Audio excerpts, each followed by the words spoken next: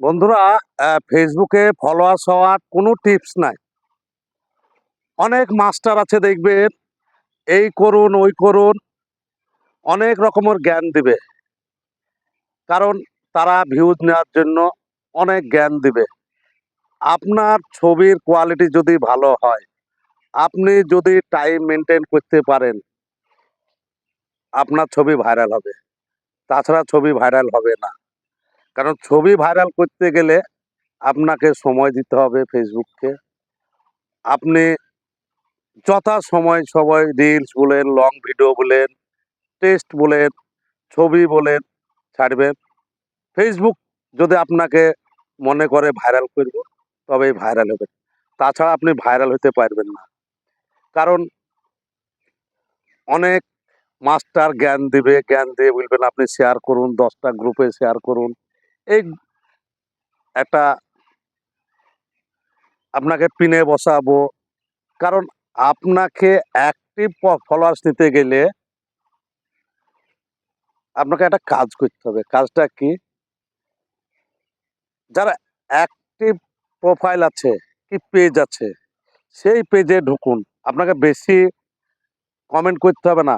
আপনি ১০ জনের পেজে ঢুকুন, তাদেরকে লাভ রেখ দেন ৫ জনকে, ৩ জনকে গঠনমূলক কমেন্ট করুন। তারা আপনাকে রিপ্লাই দিবে। সেই রিপ্লাইয়ের আপনিও উত্তর দেন।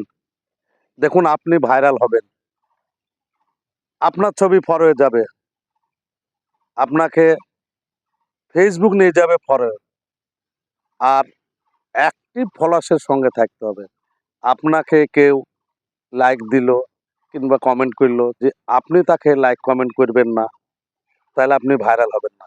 ফেসবুক বসে আছে আপনি কি করছেন, ফেসবুক টিম কিন্তু বসে বসে দেখছে তারা যে অন্য জন আমাকে লাইক কমেন্ট করলো, আমি তার কোনো উত্তর দিলাম না। ফেসবুক টিম আপনার ছবি কিন্তু ফরিতে পাঠাবে না। আমাদের ছবি কিংবা আপনার ছবি ফরিতে পাঠানোর একটাই মাস্টার প্ল্যান হচ্ছে ফেসবুক। ফেসবুক যতক্ষণ আপনাকে ভাইরাল করবে, আপনি শত চেষ্টা করেও ভাইরাল হতে পারবেন না। কারণ আপনি ফেসবুকের মতো চলুন, ফেসবুকের গাইডলাইন মানুন, আপনি ভাইরাল হবেন। আপনাকে ভাইরাল হতে কেউ ঠেকাইতে পারবেন না। তাহলে কে বললাম যে আমি অন্যের ছবি দেখব, তাকে গঠনমূলক কথা বলবো, তাকে কমেন্ট করব, পারলে যদি আমার পছন্দ হয় আমি তাকে শেয়ার করব, তাহলে ভাইরাল হতে পারবো। নতেজ ভাইরাল হতে পারবো না। কথাগুলা যদি আমার ভালো লাগে এবং আপনাদের মনের মতো হয়, তাহলে আমাকে একটা হেল্প করবেন। কি হেল্প?